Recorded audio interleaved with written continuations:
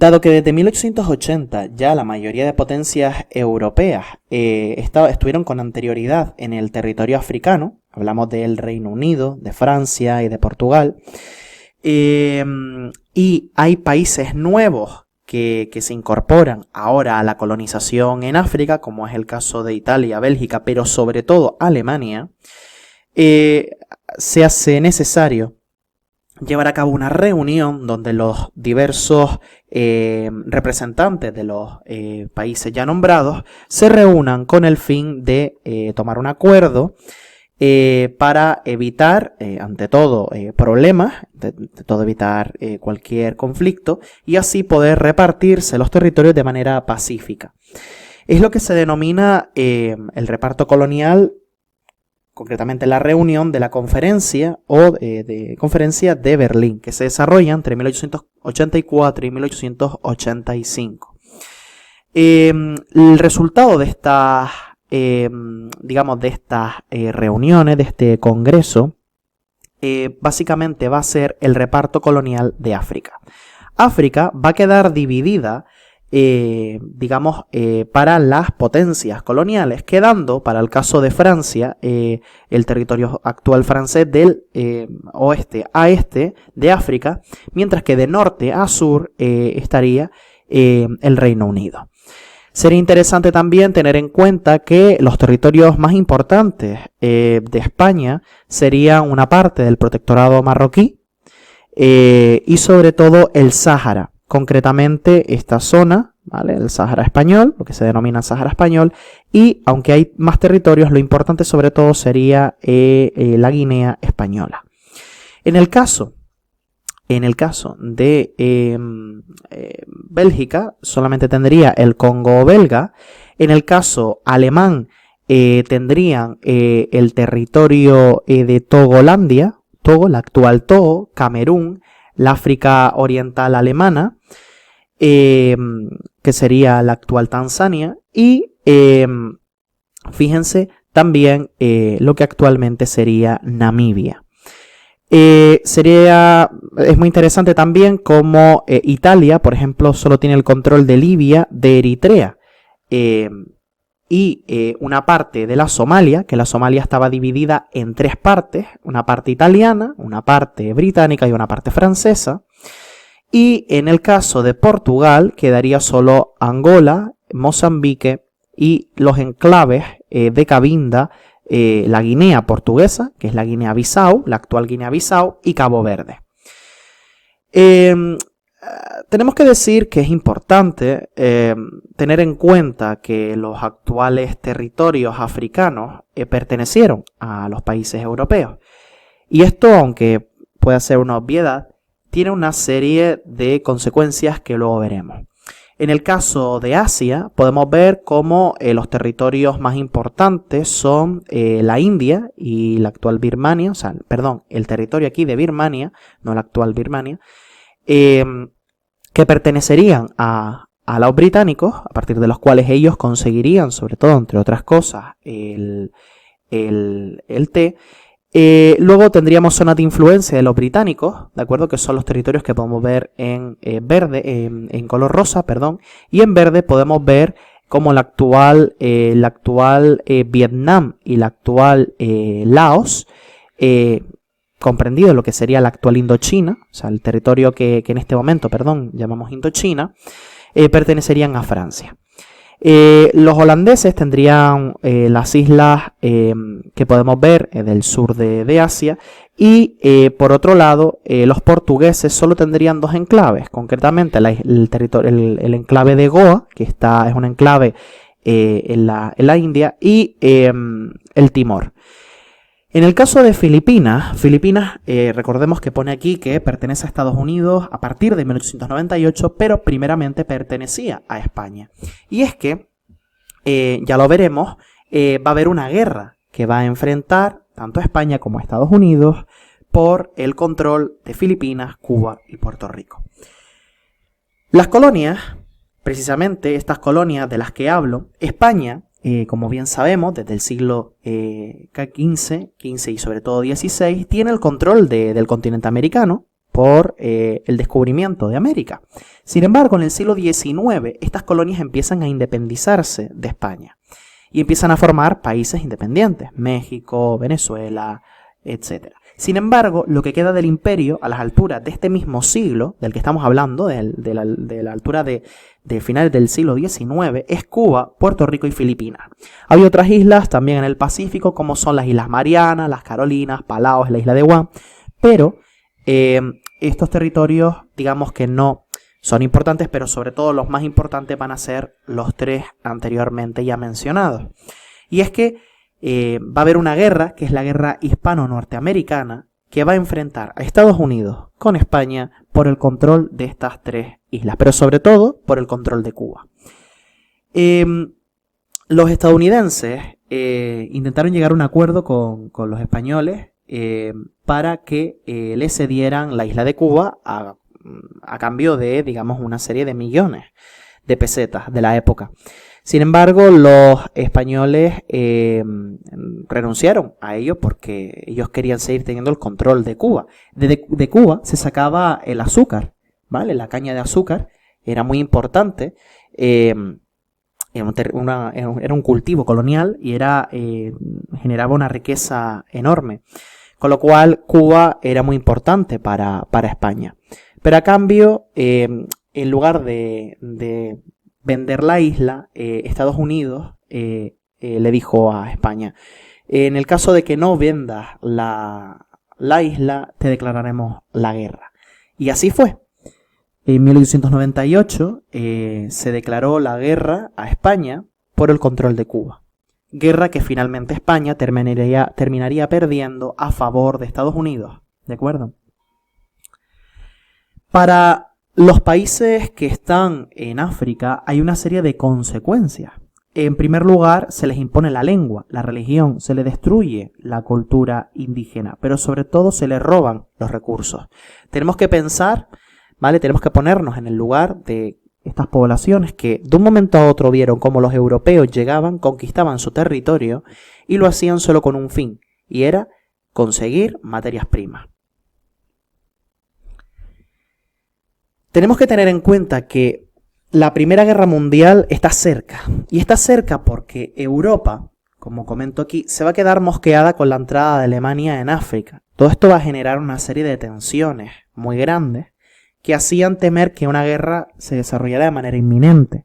Eso lo que obligó al resto de países europeos, sobre todo a los grandes países de Europa, como el Reino Unido, Francia, Alemania, es a militarizarse muchísimo y a fabricar armas. Y es que precisamente se desarrolla, antes de desarrollarse la Primera Guerra Mundial, se desarrollan dos conflictos muy concretos que tienen lugar, el primero en Marruecos, a partir del cual Alemania quiere obtener el control de Marruecos, y para ello pone un barco acorazado en la costa marroquí. Los franceses, que controlaban el territorio, temieron que se desarrollara una guerra, y en contacto con los británicos, digamos que llegaron a un acuerdo pacífico por el cual le daban más territorios a Alemania en el continente africano, siempre y cuando no se desarrollara allí una guerra. Otro de los acontecimientos previos a la Primera Guerra Mundial son los Balcanes, y es que en los Balcanes eran unos territorios que estaban divididos en muchísimas nacionalidades, con muchísimas religiones y con muchísimas lenguas diferentes. Hablaremos del caso de Serbia, que es el caso que nos interesa. Es que Serbia estaba bajo la influencia del Imperio Austrohúngaro. Un imperio que impedía a estas poblaciones de Serbia desarrollar su propio país. Al igual que en el caso de ETA, para el caso del País Vasco, en Serbia desarrollan un movimiento terrorista que se llama Mano Negra, una organización nacionalista que pretendía, a partir del terrorismo de Estado, construir un propio país, es decir, un país independiente, Serbia. El caso es que el Imperio Austrohúngaro no le permitía tal cuestión. Se desarrolla y comienzan a desarrollarse las causas para el desarrollo de la Primera Guerra Mundial, y es que si bien las causas son precisamente todas estas circunstancias previas, todas estas tensiones que hay en la zona, no solo de los Balcanes, no solo en Marruecos, sino que además también las rivalidades que hay entre las potencias europeas. La chispa que encendió el conflicto fue la muerte del archiduque Francisco Fernando de Austria, o del Imperio Austrohúngaro, a manos de un terrorista serbio. Esto inició la guerra, fue la gota que colmó el vaso para el inicio de una guerra que duraría 4 duros y largos años. Tenemos que tener en cuenta que los diversos países europeos tenían ya una serie de alianzas militares, alianzas que luego se van a ver a continuación con el desarrollo de la guerra. Y es que tenemos de un lado los aliados, que serían el Imperio Ruso, el Imperio Británico y Francia, Italia, a la cual se sumarían ya luego mucho más tarde Estados Unidos, Japón, Rumanía y todos los países que podemos ver. Y por otro lado tenemos los grandes imperios, digamos centrales en Europa, como son el Imperio Alemán y el Imperio Austrohúngaro.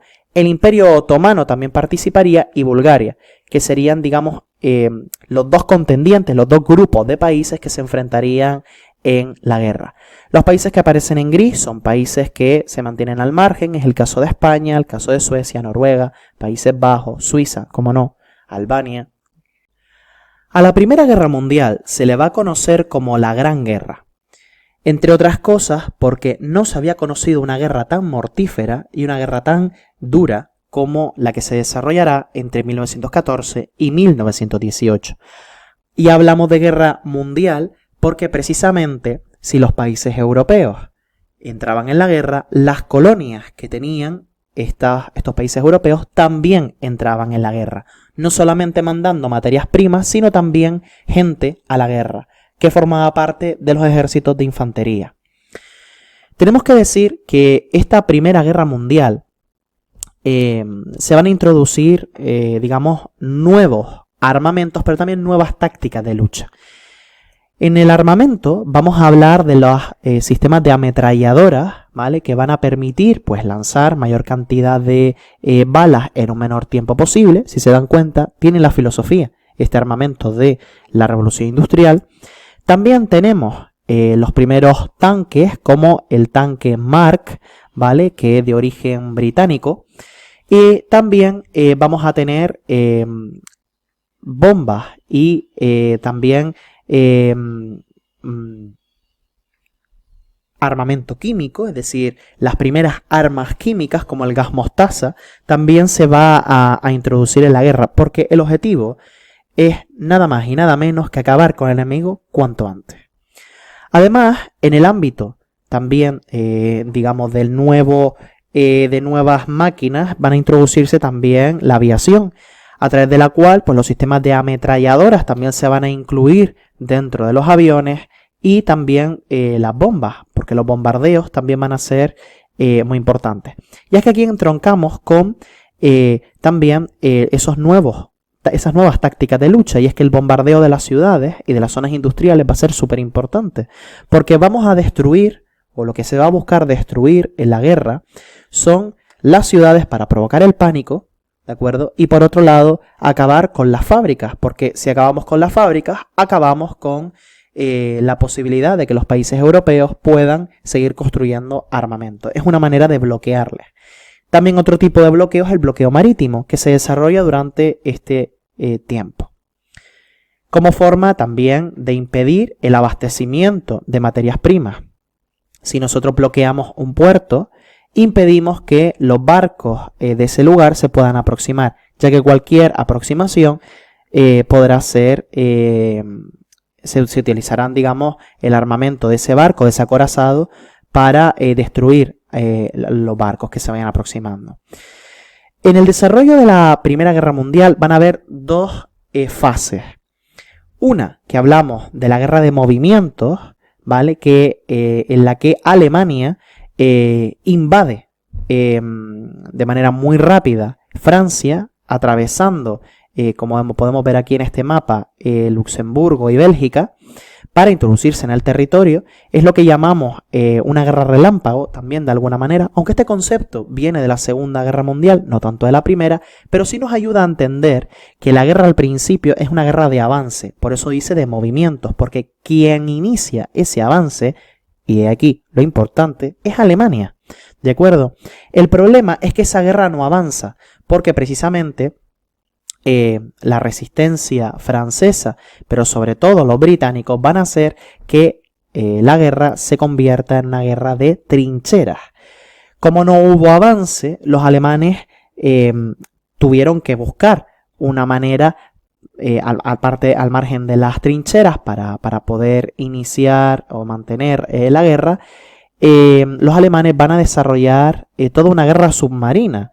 Y es que los submarinos también van a ser otro de los avances técnicos, industriales de esta época, a través de los cuales, por medio, digamos, de los submarinos, se consigue destruir los acorazados británicos, ¿de acuerdo? Recordemos que la Armada Británica es la armada más invencible, la armada más importante que existe en el mundo. Todo el mundo le temía porque tenía la mejor flota de barcos jamás pensada en estos tiempos. Tenemos que pensar que la fase final de la guerra, 1917-1918, va a estar marcada por dos acontecimientos muy importantes. Y es que los Estados Unidos entran en la guerra. Ellos, los estadounidenses, estuvieron en los inicios de la Primera Guerra Mundial al margen del asunto. Se estaban favoreciendo a nivel económico, se estaban lucrando a nivel económico, ya que les vendían a los países europeos materias primas, armas, siendo neutrales en la guerra. Neutral significa que no entra en la guerra. Sin embargo, debido al hundimiento de barcos norteamericanos por submarinos alemanes, Estados Unidos se ve en la obligación de entrar en la guerra, aunque no nos olvidemos de una cuestión, y es que las guerras son lucrativas. ¿Por qué? Porque a través de las guerras se desarrollan dentro del territorio grandes fábricas de armamento, con lo cual siempre hay alguien que se beneficia del sufrimiento ajeno. El otro acontecimiento que marca también el final de la guerra es que Rusia se retira de la guerra. Es que en Rusia se da la primera revolución comunista del mundo, la Revolución Rusa, conocida más bien como la Revolución de Octubre, y debido a estas circunstancias, Rusia, debido a que tiene problemas internos, tiene que verse obligado a retirarse de la guerra.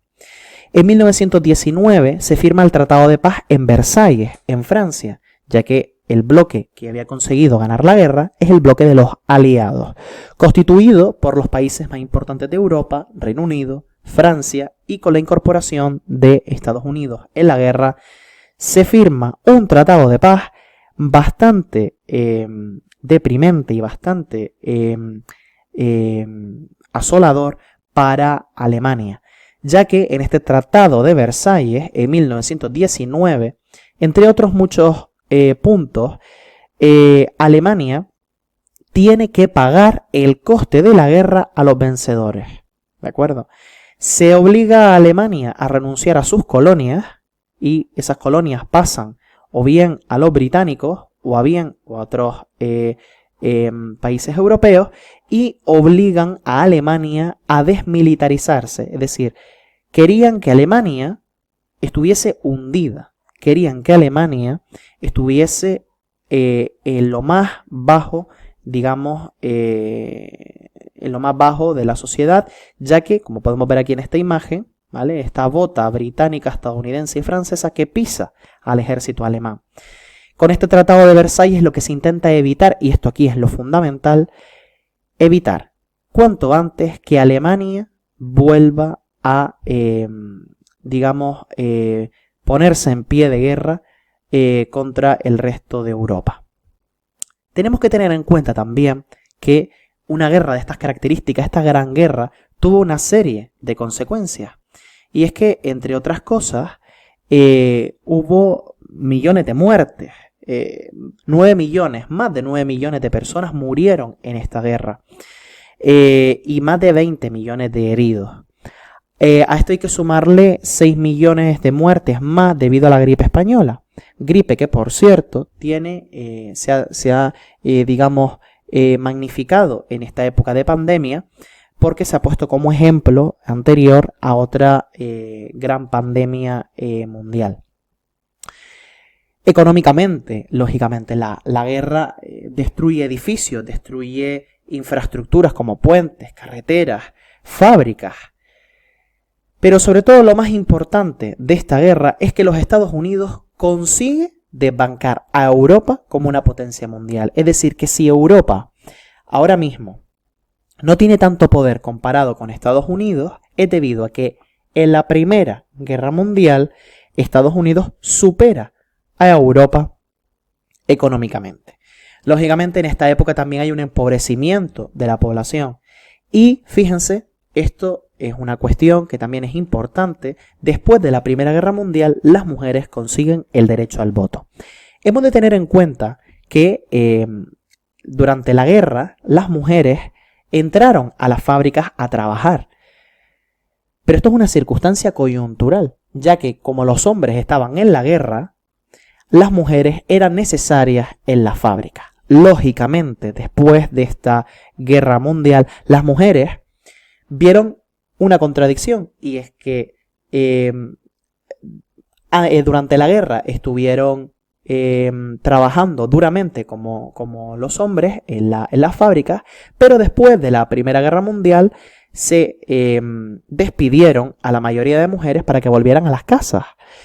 El movimiento feminista en esta época se dio cuenta de esa contradicción y decía: si somos buenas trabajando en tiempos de guerra, somos buenas también para tener derechos, con lo cual el feminismo durante los finales de la Primera Guerra Mundial consiguió en Europa, en gran parte de los países europeos, como por ejemplo en el Reino Unido, las mujeres consiguen el derecho al voto. Desde un punto de vista político, desaparecen los antiguos imperios. El imperio ruso desaparece con el inicio de la Revolución Rusa. El imperio otomano se ve desmembrado después de la Primera Guerra Mundial, y lógicamente también el imperio alemán.